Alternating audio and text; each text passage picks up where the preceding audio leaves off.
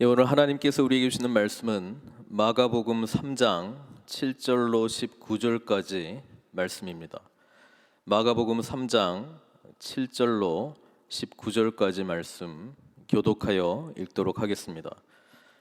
예수께서 제자들과 함께 바다로 물러가시니 갈릴리에서 큰 무리가 따르며 유대와 예루살렘과 이두메와 요단강 건너편과 또 두로와 시돈 근처에서 많은 무리가 그가 하신 큰 일을 듣고 나아오는지라. 예수께서 무리가 애워싸 미는 것을 피하기 위하여 작은 배를 대기하도록 제자들에게 명하셨으니 이는 많은 사람을 고치셨으므로 병으로 고생하는 자들이 예수를 만지고자 하여 몰려왔음이더라. 더러운 귀신들도 어느 때든지 예수를 보면 그 앞에 엎드려 부르짖어 이르되 당신은 하나님의 아들이니이다 하니 예수께서 자기를 나타내지 말라고 많이 경고하시니라. 또 산에 오르사 자기가 원하는 자들을 부르시니 나온지라. 이에 12를 세우셨으니 이는 자기와 함께 있게 하시고 또 보내사 전도도 하며 귀신을 내쫓는 권능도 가지게 하려 하심이로라. 이 12를 세우셨으니 시몬에게는 베드로란 이름을 더하셨고 또 세베대의 아들 야고보와 야고보의 형제 요한이니 이 둘에게는 보아너게 곧 우레의 아들이란 이름을 더하셨으며 또 안드레와 빌립과 바돌로메와 마테와 도마와 알페오의 아들 야고보와 및 다데오와 가나안인 시몬이며 같이 읽겠습니다. 또 가룟 유다니 이는 예수를 판 자더라. 아멘. 제자로 사는 삶이라는 제목으로 우리 하나님의 말씀을 증거하겠습니다. 예수님을 믿는다라고 하는 것은 구원을 받았을 뿐 아니라 이제 제자의 삶을 사는 것을 동시에 의미하고 있습니다. 그래서 오늘은 7절부터 12절까지의 내용을 통해서 예수님을 열심으로 따랐던 사람들을 저희들이 볼 수 있는데요. 그들은 제자들도 있었지만 또 대부분의 사람들은 무리였다라고 하는 것입니다. 그래서 우리가 늘 생각할 때 예수님을 따라다니는 자들은 제자도 있지만 무리가 훨씬 많았다라고 하는 것을 기억할 필요가 있습니다. 그래서 원래 제자라고 하는 의미는 예수님을 이렇게 따라다닌다라고 하는 의미가 있습니다. 그렇죠? 근데 따라다니는 사람 중에 제자가 있고 무리가 있다라고 하는 것을 오늘 말씀을 통해서 우리가 좀 잘 이해를 할 필요가 있습니다. 따라다닌다고 다 제자가 아니기 때문에 그렇습니다. 공통점은 따라다니지만 아주 극명한 차이가 있습니다. 그 차이가 뭘까요? 자, 무리들은 예수님을 따라가는 이유가 자기의 어떤 간절한 소원을 들어주실 수 있는 분이 예수님이기 때문에 그렇습니다. 예수님이 물론 하나님의 아들이시기 때문에 우리의 간절한 소원을 들어주실 수 있습니다. 그런데 우리의 간절한 소원을 들어주시는 분을 내가 따라갔기 때문에 우리가 제자의 삶을 사는 것은 결코 아니라고 하는 것을 오늘 성경은 분명하게 말씀해주고 있다는 것입니다. 예수 안에 치유가 있습니다. 병고침이 있습니다. 그리고 귀신을 내어 쫓는 그런 권능이 있습니다. 이분은 분명 하나님의 아들이심을 마가복음은 굉장히 분명하게 드러내고 있습니다. 예수님은 안식일의 주인이셨고 예수님은 죄를 사하는 권세가 있으셨고 무엇보다도 하나님의 나라를 이 땅 가운데 가져오시는 메시아였다라고 하는 것을 분명하게 말씀해주고 있습니다. 그런데요, 무리의 요구와 예수님이 만날 때 우리는 재미있는 현상을 발견하게 되는데 그게 뭐냐 하면 내가 원하는 것을 이루어 주시는 분으로서 예수님을 쫓아간다면 그것은 하나님의 나라의 다스림을 받는 자가 아니고 하나님 나라의 사명을 받은 자로 예수님을 쫓아가는 것이 아니고 내가 원하는 나라의 주님을 나쁘게 말하면 이용하는 것입니다. 주님을 부리는 것입니다. 실상은 내가 통치하고 있는 이 나라에 권능 있는 분을 모셔서 한번 좀 은덕을 입는 것입니다. 그러면서 내가 생각하고 내가 계획하는 나라를 점점 확장해 나간다라고 하는 것입니다. 이게 제자의 삶이 아니라고 하는 것을 여러분 우리는 뼛속 깊이 늘 생각해야 되는 것입니다. 예수님을 우리의 구원자로 여긴다라고 하는 것은 죄로부터 구원해 주셨죠. 그와 동시에 예수 그리스도를 왕으로 모시고 살아가는 제자의 삶이라고 하는 것을 우리가 기억하면서 오늘 본문에 나와 있는 내용대로 제자란 어떤 것인가 좀 깊이 보았으면 좋겠습니다. 특별히 7절부터 12절까지 그리고 13절부터 19절까지 기록된 무리의 반응과 제자의 모습들을 통해서 우리는 그 차이를 볼 수 있을 것입니다. 아까 제가 말씀드렸듯이 따라다닌다라고 하는 부분에서는 똑같은데요. 왜 따라가느냐라고 하는 그 질문에 대해서 좀 깊이 살펴볼 필요가 있다는 것이죠. 내가 원하는 것을 이루기 위해서 주님을 쫓아가는 것은 제자의 길이 아닙니다. 처음에 그렇게 예수님 만날 수 있습니다. 근데 그것이 우리의 일상이 되어서는 안 됩니다. 우리는요, 우리를 구원해 주신 예수 그리스도를 왕으로 모시고 그분의 뜻을 이루기 위해서 살아가는 자, 이게 진정한 제자의 삶이고요. 그것을 위해서 저와 여러분들이 구원을 받았다라고 하는 사실을 명심해야 될 것입니다. 이 무리들과 제자들의 또 하나의 차이점이 있는데요. 무리를 향해서 예수님은 숫자가 많아서도 그렇겠지만은 이름을 부르지 않습니다. 여러분, 우리 주님께서 선한 목자시잖아요. 선한 목자는 그 양들을 압니다. 그 양들을 부릅니다. 그리고 그 양들은 그 선한 목자의 음성에 반응하도록 되어 있습니다. 여러분, 제자와 주님과의 관계와 무리와 제자와의 관계의 또 다른 특징이 뭐냐면 이름을 부르는 그런 관계가 아니라고 하는 것입니다. 이 무리들은 일방적으로 예수님을 찾습니다. 부르짖습니다. 그러나 주님께서 자신들을 부르는 그 이름의 그 음성을 듣지는 못합니다. 반면 제자들은 예수님께서 그들을 이름으로 부른다라고 하는 사실을 기억할 필요가 있고요. 이 이름을 부른다라고 하는 것은 어떤 관계가 세워졌다는 거예요. 내가 뭔가를 원하는 대상으로서의 관계가 아니라 인격적인 관계가 형성이 되었다라고 하는 것입니다. 예수님께서 우리를 구원해 주실 때요, 우리를 이름도 모르는, 이름도 불러보지 않는 그런 자들로 부른 것이 아니고요, 이름을 부르면서 우리에게 뭐예요? 하나님과 인격적인 관계로 우리가 구원받았고 초대되었다라고 하는 사실을 아셔야 되는 거예요. 그래서 제자의 삶은요, 예수님께서 우리를 뭐 어떻게 한다고요? 이름을 불러서 안다.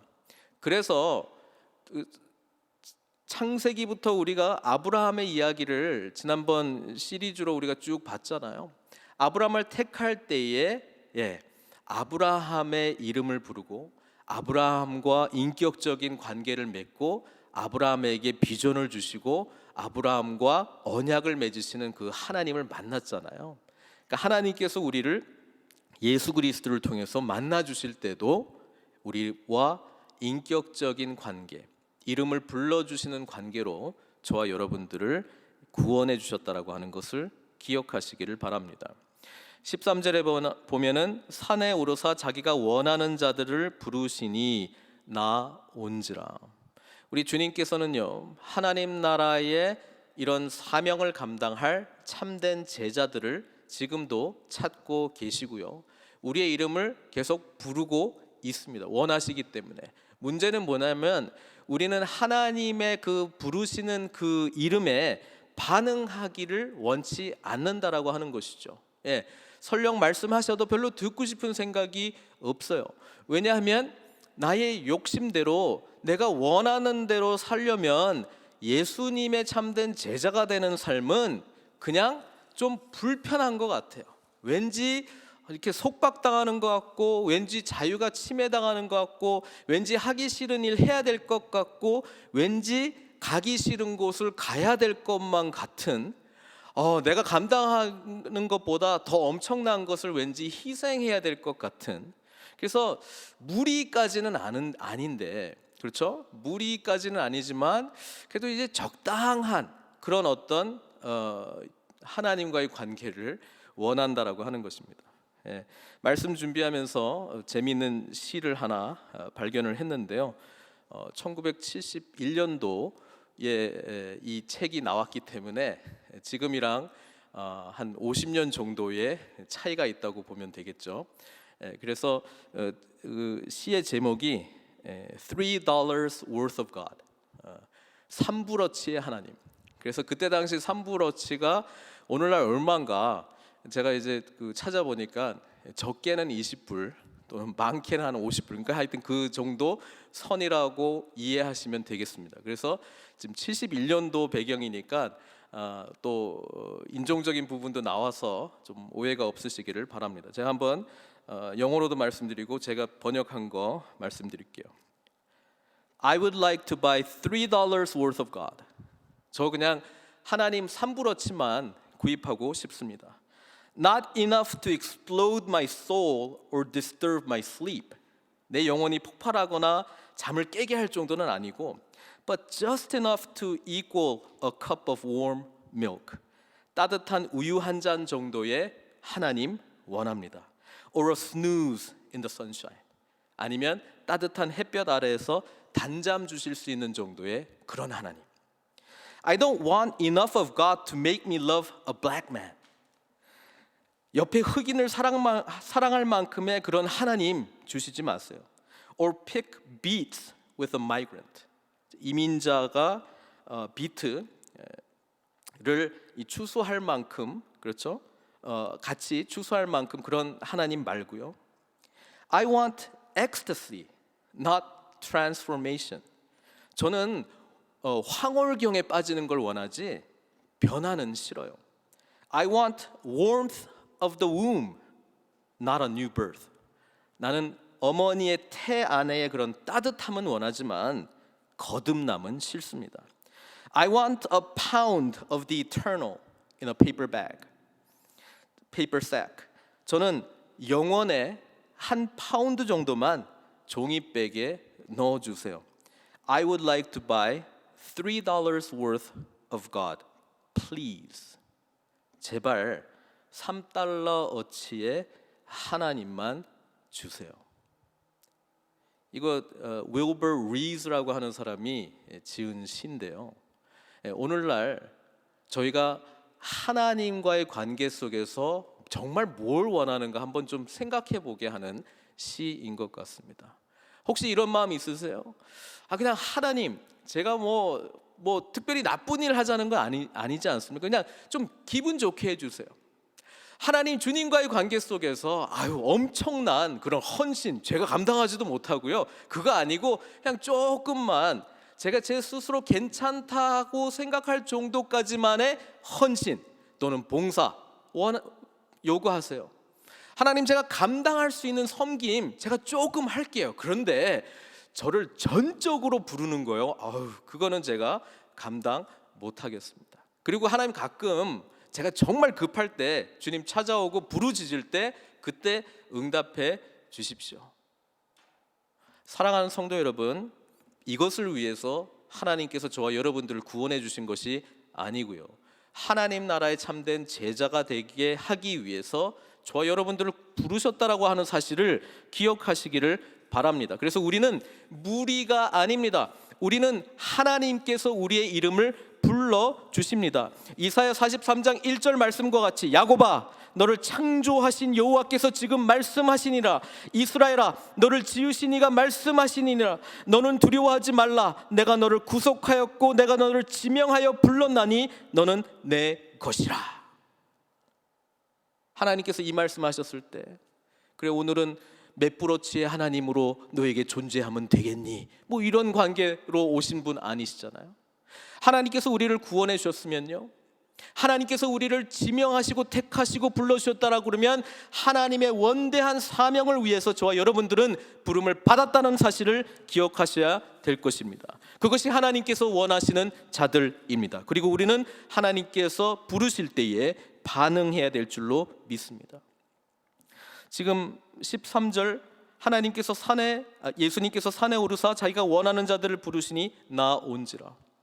지금 마가는 의도적으로 예수님께서 제자들을 택하실 때에 마치 출애굽한 이스라엘 백성들을 인도한 모세가 시내산에 올라가서 하나님을 만나고 하나님의 언약을 받고 하나님의 언약 백성으로 새롭게 창조되는 하나님의 백성을 삼으시는 그런 놀라운 역사를 예수 그리스도께서 행하고 계시다라고 하는 것을 지금 말씀해주고 있는 것입니다. 제자들을 부르면서 하나님의 새로운 가족 공동체를 창조하고 계신 것입니다. 하나님 나라의 백성들을 창조하고 있는 것입니다. 하나님께서 저와 여러분들의 이름을 부를 때에 우리는 창조된 자, 그리스도 예수 안에서 새로운 피조물이 된 자라고 하는 것을 아시고 인식하시고, 이 새로운 피조된 하나님의 세계, 그 하나님 나라의 다스림 아래서 살아가도록 부름받았다라고 하는 사실을 인지하시고 우리는 제자의 삶을 살아가야 될 줄 믿습니다. 그러면 그 제자들을 세운 세 가지 이유를 14절에서 말씀해주고 있는데요, 첫 번째가 중요하죠. 뭡니까? 자기와 함께 있게 하시고, 서로 이름을 부르며 서로 인격적인 교제를 나누며 예수 그리스도의 마음을 우리에게 나누어주며 하나님 나라의 뜻을 우리에게 알려주며 주님 안에서의 삶이 어떤 것인지를 깨닫게 해주며 주님 은혜 안에서 누리는 그 삶의 풍성함을 깨닫게 해주시고, 그래서 새롭게 창조된 우리의 존재는 주님과 뗄래야 뗄 수 없는 관계라고 하는 것을 알려주시기 위하여 불러주셨다는 이야기 아니겠습니까? 그렇습니다. 우리는 제자의 삶의 첫 번째, 주님과 함께 있게 하시고, 주님과 함께 있다 보면 사랑을 나누게 됩니다. 위로를 받게 됩니다. 격려를 받게 됩니다. 나의 온전함이 어떤 존재인가를 깨닫게 됩니다. 예수 그리스도를 통해서 하나님 나라의 비전을 꿈꾸게 됩니다. 주님 은혜 안에서 내가 온전한 자라고 하는 것을 깨닫게 됩니다. 그리고 풍성함을 누리게 됩니다. 그리고 그 풍성함은 바깥으로 은혜가 흘러갈 수밖에 없다는 것을 또 말씀해주고 있는 것이죠. 함께 있게 되면 또 보내사. 그렇습니다. 제자의 삶은 주님과 함께 있는 것입니다. 그런데 함께 있다 보면 주님께서 하시고자 하는 사역에 우리도 함께 동참하시기를 원하신다라고 하는 하나님의 마음을 알게 되고, 우리가 주님의 손과 발이 되어 이제 섬김의 사역으로 보냄을 받는다라고 하는 것이죠. 그래서 제자는 사도가 되는 것입니다. 사도는 보냄받은 자라고 하는 뜻인데요, 저는 이제 선교적 제자, 그 표현을 쓰기를 좋아하는데요, 선교적 제자, 보냄받은 제자, 주님을 따르기 때문에, 주님을 깊이 만나고 주님과 함께 하기 때문에 이제 보냄받은 제자로서의 사명을 우리가 감당해야 되는 것 아니겠습니까? 우리가 함께 있는 이유는 예수님을 닮아가기 위함인데, 예수님을 성품적으로 닮아가고 예수님을 사역적으로도 닮아가는 거예요. 그래서 우리가 주님의 마음을 품고 주님의 그 긍휼하신 마음을 깨닫게 되면 하나님께서는 우리를 사역의 현장으로 보내주신다라고 하는 것입니다. 그래서 전도도 하며, 그냥 하나님 나라 복음, 사형리 수준의 복음만 전하는 것이 아니고 복음의 총체적인 생명력, 우리의 삶을 송두리째 바꾸고 이 세상에 새로움을 가져오는, 우리의 삶의 온전한 회복을 이루시는 그 놀라운 복음을 삶으로 말로 사역으로 행함으로 전도하며, 또 뭐예요? 귀신을 내쫓는 권능도 가지게 하려 함이라. 뭐 귀신 쫓아내는 것이 그렇게 일반적인가? 일반적이라고 이해하시면 됩니다.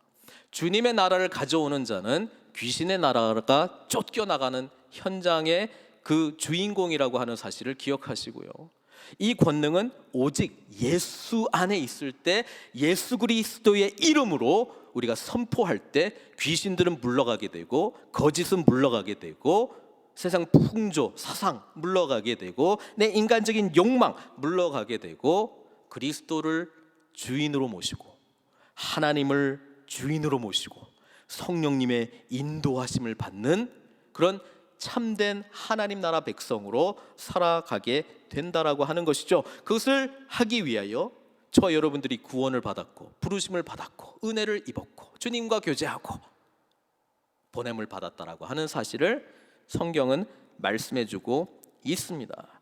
그래서 16절부터 마지막 절까지 12명의 제자의 이름이 기록되어 있습니다. 무리들은 이름이 없습니다. 그러나 제자들은 이름이 있습니다. 주님께서 특별하게 12명 중에서도 이 또 3인방이 있잖아요. 특별한 제자들이 또 있어요.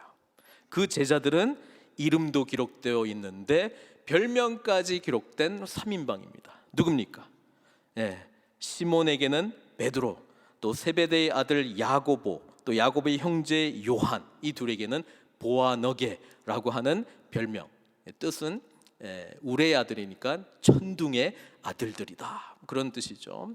자, 이들에게는 특별한 별명이 있습니다. 그래서 하나님의 은혜 속에서 예수 그리스도와 친밀한 관계를 맺고 있었다. 12명 중에서도요. 그래서 이 셋이 예수님께서 변화산에 올라가서 놀라운 영광스러운 모습으로 바뀔 때도 이 셋만 올라가고요.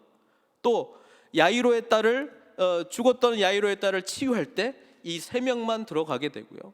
죽은 자가 살아나는 것을 목격하게 되고, 또 예수 그리스도께서 마지막 십자가를 지시기 전에 겟세마네 동산에서 기도할 때에 이 세 명만 제일 가깝게 따라오지 않습니까? 우리 주님께서는 우리와 이런 관계를 맺기를 원하십니다. 우리에게 별명을 붙여주시기를 원하십니다. 베드로에게는 내가 장차, 베드로가 별명이니까 시몬에게는 내가 장차 베드로, 내가 게바가 될 것이다, 반석이 될 것이다. 베드로는 아마 그 의미를 잘 이해를 못했을 거예요. 근데 나중에 베드로가 정말 든든한 반석이 됩니다. 예수 그리스도의 십자가에서의 죽으심과 부활 경험하기 전에의 베드로는 실수도 많고요, 성격이 급하고, 그렇죠, 나서기 좋아하고, 또 예수님께 꾸중도 많이 듣습니다만은, 그러나 부활 이후에 성령님의 은혜를 충만함을 받는 베드로는 정말 초대교회의 든든한 기둥이 돼요. 그렇죠? 반석이 되어 하나님 나라를 세워나가는 중요한 역할을 감당하게 되는 것이죠. 주님께서 우리의 이름을 불러주실 때에 친밀한 관계 속에 우리에게 별명을 붙여줄 줄 믿습니다. 그리고 그 별명 속에는 주님께서 저와 여러분들을 통해서 이루시고자 하는 놀라운 계획들이 숨어 있는 줄 믿습니다. 보아너게, 사실 이것도 좋은 별명인가? 우리는 이렇게 생각할 수 있습니다. 천둥의 아들, 어떤 이미지가 있습니까? 성격이 불같은 그런 사람 아니겠습니까? 뭔가 어떤 진리가 있다면 진리를 향해서 정말 불꽃같이 담대하게 그런 모습들 아니겠습니까?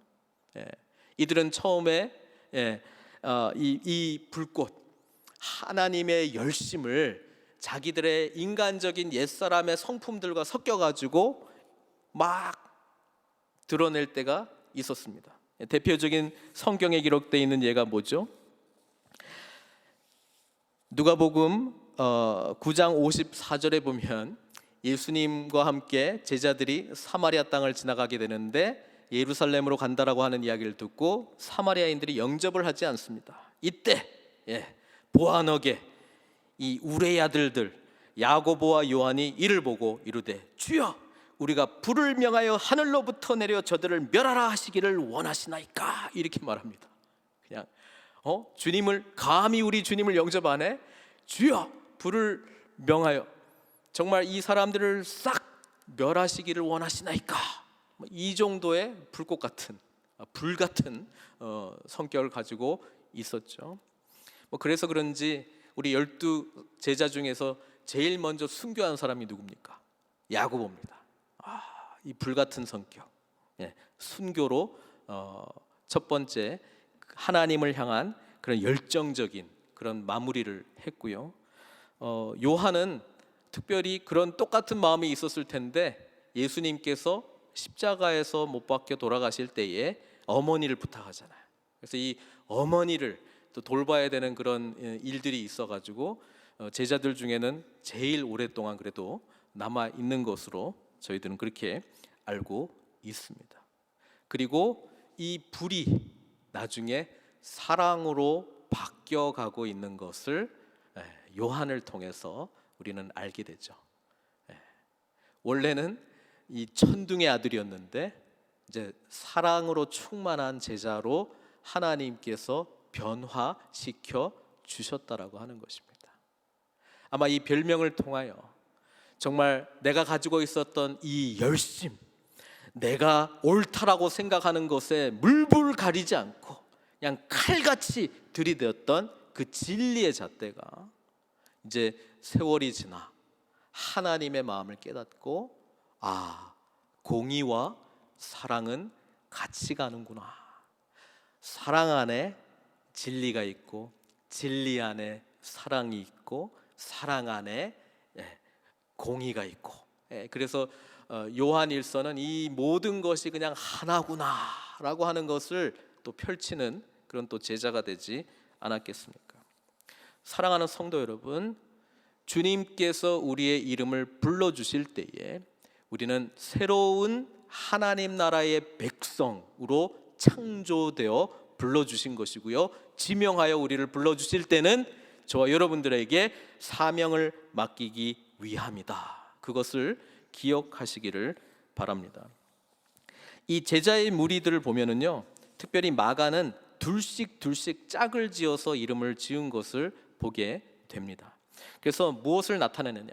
특별히 예수님께서 새로운 시대, 새로운 하나님의 백성을 창조하는 제2의 모세로서 우리가 연결시킨다면 이 12명을 택했다라고 하는 것은 모세가 12지파를 통하여 하나님의 백성들을 새롭게 창조하는 그것과 지금 연결시키고 있는 것이잖아요. 그래서 처음 하나님의 백성들이 창조될 때에 공동체를 창조하셨다라고 하는 것을 기억하셔야 됩니다. 사역을 할 때 공동체로 저와 여러분들이 부름받았다라고 하는 것을 기억할 필요가 있습니다. 하나님의 나라 백성은 절대로 혼자가 아니라고 하는 것입니다. 우리는 함께 하나님의 나라를 이루는 자들로 부름받았다라고 하는 것입니다. 그런데요, 우리가 좀 생각해 볼 것이 있는데, 복음서에서 지금 12제자가 택함을 받았고요, 이들은 실제로 귀신을 내쫓는 권능도 있고 전도도 하고 예수님께서 행하신 일들을 감당했어요. 그런데 나중에 사도행전에 나오는 오순절날 성령이 임하고 난 이후에 또 똑같이 예수님과 같이 복음도 증거하고 가르치고 치유하고 또 귀신들을 쫓아내는 일들이 있는데, 이 차이가 뭔가를 좀 한번 생각해 볼 필요가 있습니다. 저는 이렇게 말씀드리고 싶습니다. 여러분, 우리가 하나님의 사명으로 부름받았다라고 하는 것을 아시는 분들은 이렇게 열심으로 하나님의 일을 감당할 수 있어요. 그런데 그렇게 일을 감당할 때는요, 내 속사람이 온전히 변화되지 않고 주님의 일을 감당할 때는 뭐가 항상 나타나게 될까요? 문제가 항상 나타나게 되어 있습니다. 우리가 하나님의 특별한 은혜를 받고 사역을 감당할 수 있어요. 그런데 이 제자들은요, 여전히 옛 성품 속에서 주님의 사역을 감당할 수밖에 없었습니다. 누가복음 보면 12명도 파송하고요, 출애굽 시대에 12지파를 선택한 것도 있지만 70장로를 또 세우는 거가 있거든요. 그래서 누가복음 보면은 70명의 제자를 또 파송하는 것이 나옵니다. 그들에게도 똑같이 지금 보내면 전도도 하고 귀신을 내어 쫓고 뭐 이런 일들이 있거든요. 그래서 그 70명 둘씩 보내는데 그들이 돌아와서 예수님께 이렇게 보고를 해요. 어떻게 보고하냐면은 누가복음 10장 17절에서 20절까지 제가 한번 읽어볼게요. 70인이 기뻐하며 돌아와 이르되 주여, 주의 이름이면 귀신들도 우리에게 항복하더이다, 이렇게 이야기합니다. 그러니까 귀신을 쫓아내는 사역들을 감당했다는 말이잖아요. 근데 이들이 돌아와서 그렇게 고백하는 말 속에는 뭐가 있어요? 주님, 저희 대단하지 않아요? 우리 정말 대단한 사람들인 것 같아요. 이렇게 고백해요. 근데 예수님이 이 말을 듣고 뭐라고 말씀하신 줄 아세요? 예수께서 이르시되 사탄이 하늘로부터 번개같이 떨어지는 것을 내가 보았노라. 내가 너희에게 뱀과 전갈을 밟으며 원수의 모든 능력을 제할 권능을 주었으니 너희를 해칠 자가 결코 없으리라. 맞다. 내가 권능을 줬기 때문에 그런 일이 나타난 거야. 근데 착각하지 마. 하나님 사역한다고 우쭐대지 마. 자랑하지 마. 교만하지 마. 그 말하고 있거든요. 그러나 귀신들이 너에게 항복하는 것으로 기뻐하지 말고, 와, 우리 대단한 사람들인가 보다. 우리가 가면 귀신이 다 도망가네. 착각하지 말고 너희 이름이 하늘에 기록된 것으로 기뻐하라. 이렇게 이야기합니다. 저와 여러분들은요, 예수 그리스도께서 원하셔서 우리를 택하시고 지명하여 불러주셨기 때문에, 주님과 함께 있게 된 자들이기 때문에 이런 권능을 받고 사역을 감당하게 된 것이지, 우리가 무슨 능력이 있어서 여러 사람 중에 하나님, 그래도 저 괜찮은 사람이죠, 그래도 12명 중에 저 괜찮은 사람이죠, 제가 능력이 있어서 하나님이 이런 특별한 능력 주신 것이죠, 착각하지 말라는 거예요. 은총받은 자라고 하는 것을 기억하고 생명책에 너희 이름이 기록된 것을 기뻐하라고 말씀하고 있습니다. 이게 아직 십자가에서 자기 예수 그리스도와 함께 십자가에서 못 죽어서 그런 거예요. 부활의 은혜를 경험하지 못하고 사역을 해서 그래요. 근데 예수님께서는 그래도 이들이 사역하기를 원하셨어요. 그러면서 뭘 깨닫기를 원하셨습니까? 바로 이런 것이죠. 이런 것이죠. 이런 반응들을 통해서 이거 사탄의 역사야, 속지 마. 뭐 조금 우쭐대고 사탄이 역사하는 거야 지금, 속지 마. 오직 구원의 은혜 속에서 나아가는 거야, 그렇게 말씀해주고 있고요. 이 참된 깨달음은 언제 합니까? 진짜 예수님 정말 저희들은 자격 없어요라고 하는 것을 경험하고 나서야 주님께서 진정한 사역을 시켰다라고 하는 것을 기억하실 필요가 있습니다. 베드로가 반석인데 반석 좋아하네. 3번이나 맹세하고 욕하고 나 모른다, 그런 상황까지 가고 나서야 회복시켜 주시고 용서받은 자의 그런 엄청난 경험을 하게 한 다음에 성령님이 내려주시니까 담대하게 하나님의 사역을 제대로 감당할 수 있었던 것처럼, 나머지 제자들도 다 예수님을 가장 복음의 핵심이라고 하는 십자가 사건, 정말 불같은 요한 빼놓고는 어머니 때문에, 그죠? 다 도망갔잖아요. 그런 과거가 있었던 제자들이 예수님이 부활하시고 난 이후에 용서해 주시고, 베드로를 대표로 해서요. 그리고 우리는 자격이 없는데 이런 성령님의 은혜를 주시는구나. 그러면서 사역을 감당하고 있으니 거기에 교만이 틈틀 자리가 있겠어요? 예? 사탄이 역사할 데가 없겠죠. 그렇습니다. 하나님의 사역을 감당하는 사람들은 누가 하는 거냐? 실수투성이인 우리가 하는 거예요. 누가 하는 거냐? 죄 가운데 있는 우리가 하는 거예요.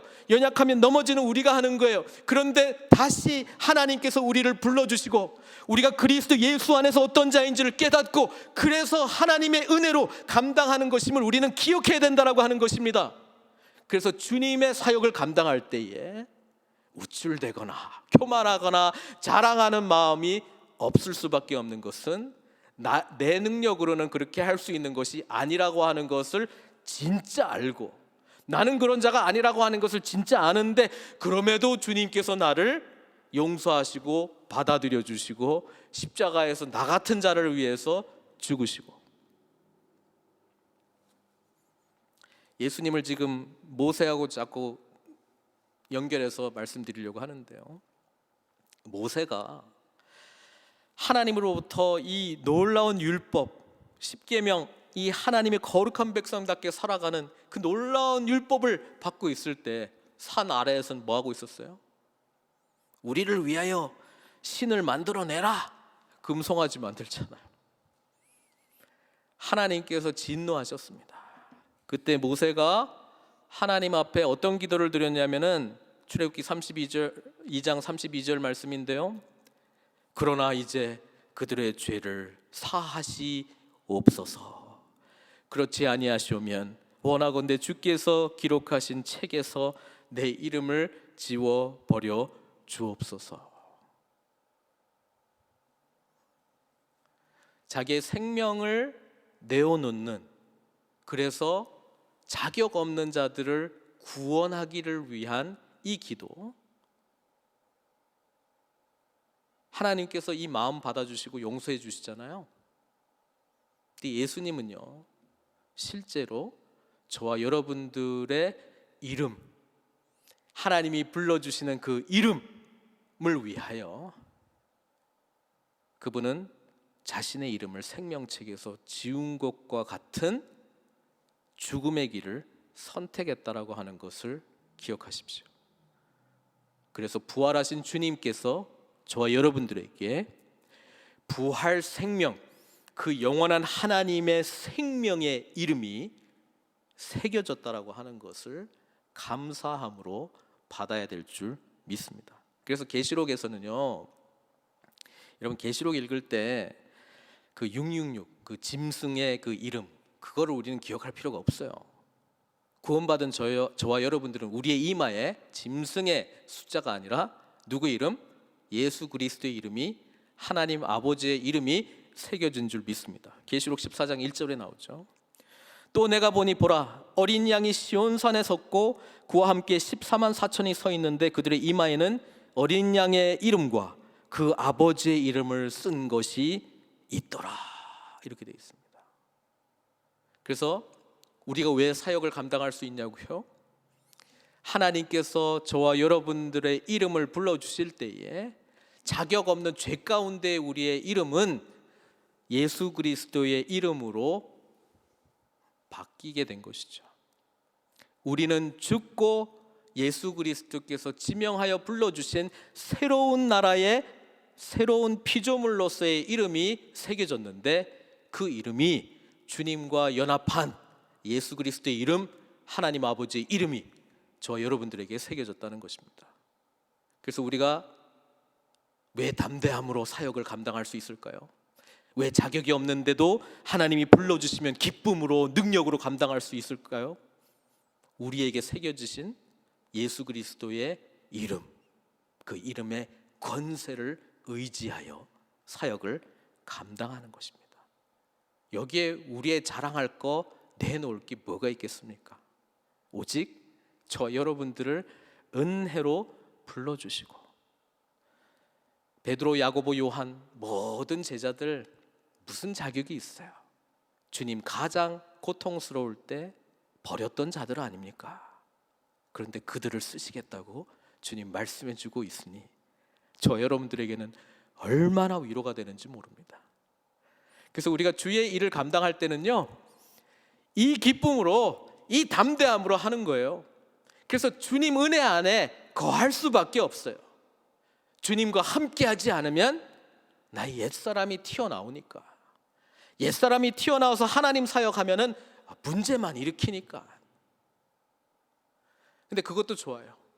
그거 하면서 우리의 연약함을 깨달을 수 있기 때문에 그 시각으로만 바라봐도 굉장히 우리는 많이 성숙할 수 있어요. 근데 종종 이런 경우가 있죠.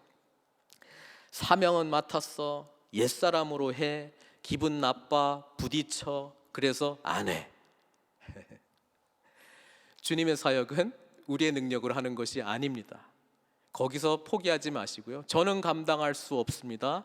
주님 은혜 안에서 감당케 해 주십시오. 이게 제자가 기도하는 말고, 이게 제자의 기도죠. 제자의 기도. 사랑하는 성도 여러분, 저와 여러분들은 구원받았어요. 무리의 수준에서 구원받은 것이 아니고요, 제자로 구원을 받았어요. 아까 3달러어치 하나님, 요 정도 수준에서 결코 멈추지 마시고요, 주님께서 우리를 지명하여 불러주신 그 은혜에 반응하시고 보냄받은 선교적 제자로 쓰임받으시는 저와 여러분들, 그래서 영광의 하나님의 나라에 함께 나아가시는 저와 여러분들 되시기를 주님의 이름으로 축원드립니다. 이 시간 함께 기도하시겠습니다.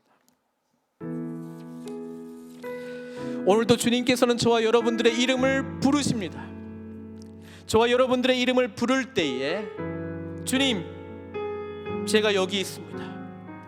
주님과 함께 거하기를 원하나이다. 주님, 저의 이름을 불러주십시오. 그리고 지명하여 불러주신 그 이름의 그 의미가 무엇인지 다시 한번 깨닫게 해주십시오.